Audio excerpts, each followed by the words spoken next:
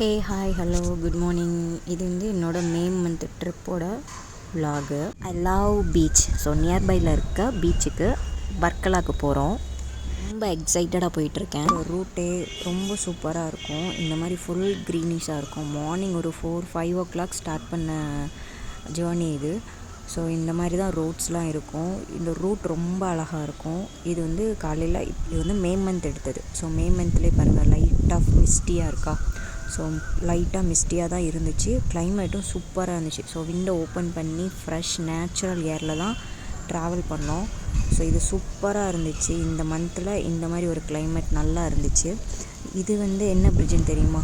So நிறைய movies எடுத்திருக்காங்க. எனக்கு தெரிஞ்ச மூவினா ஜெயம் படத்தில் ரவி ட்ரெயின் மேலே ஏறி ஆடுவார்ல, ஸோ அந்த பிரிட்ஜு தான் இது.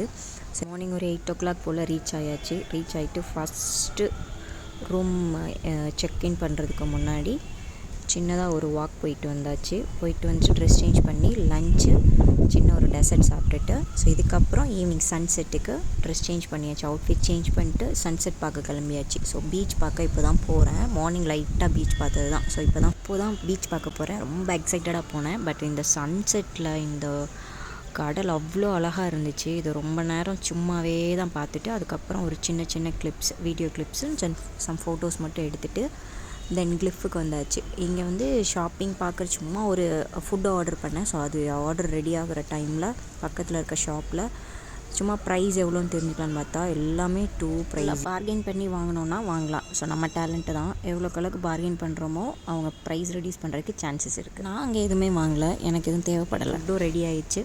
சும்மா லைட்டாக ஒரு ஸ்நாக்கு, ஒரு ட்ரிங்க்கு, ஒரு ஃப்ரைஸ், அவ்வளோதான். இது அப்புறம் நைட்டு டின்னருக்கு கிளம்பும்போது ஸோ நைட் வியூ இப்படி தான் இருந்துச்சு. இது கடல். ஸோ அங்கெல்லாம் போட்ஸ்லாம் இருக்குது. அந்த லைட்ஸ் எல்லாமே போட்ஸு. ஸோ இந்த கிளிஃப்பு வந்து ரொம்ப ஹாப்பனிங்காக இருக்கும் நைட்டு. ஸோ அந்த லைட்ஸு, இந்த ஹோட்டலோட அட்மாஸ்பியர் எல்லாமே சூப்பராக இருக்கும். ஸோ அப்படியே வாக் போய் ரெஸ்டாரண்ட் எது நல்ல ரெஸ்டாரண்ட்னு மெனுவெல்லாம் செக் பண்ணிவிட்டு கடைசி ஒரு ரெஸ்டாரண்ட் செலக்ட் பண்ணி அங்கே ஃபுட்டும் ஆர்டர் பண்ணியாச்சு. ஒரு நல்ல ஃபுட்டு. ஸோ ஆர்டர் பண்ணி சாப்பிட்டதுக்கு ஃபுட் ரொம்ப எம்மையாக இருந்துச்சு. இதுக்கப்புறம் ரூம் போய் தூங்கியாச்சு. நெக்ஸ்ட் டே மார்னிங் சன்ரைஸ், அதுக்கப்புறமும் மார்னிங் பீச் பார்க்குறதுக்காக மறுபடியும் கிளம்பியாச்சு. ஸோ இதுக்காக மார்னிங் ஸ்கின் கேர் ரொட்டீன்லாம் பண்ணிவிட்டு மஸ்ட்டு சன்ஸ்க்ரீன் போடணும். ஸோ ஃபுல்லாக சன்ஸ்க்ரீன் அப்ளை பண்ணிட்டு சன்ஸ்க்ரீன் தான். ஸோ அதுக்கப்புறம் லைட்டாக மேக்கப், ஸ்கின்னுக்கு எதுவும் போடாமல் ஜஸ்ட் ஐஸ்க்கு அண்ட் லிப்ஸுக்கு மட்டும் போட்டுட்டு தென் ரெடி ஆயாச்சு.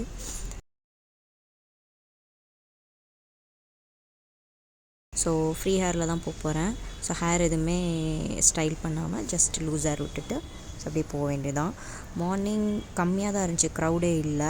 க்ரௌடு மேக்ஸிமம் இருக்காது மார்னிங் இந்த வெயில் இருக்கிறதுனால. நாங்கள் சும்மா அந்த டைமில் போய் எப்படி இருக்குன்னு பார்த்துட்டு சின்ன ஃபோட்டோஸ் அண்ட் வீடியோஸ் எடுத்துகிட்டு தென் பிரேக்ஃபாஸ்ட்.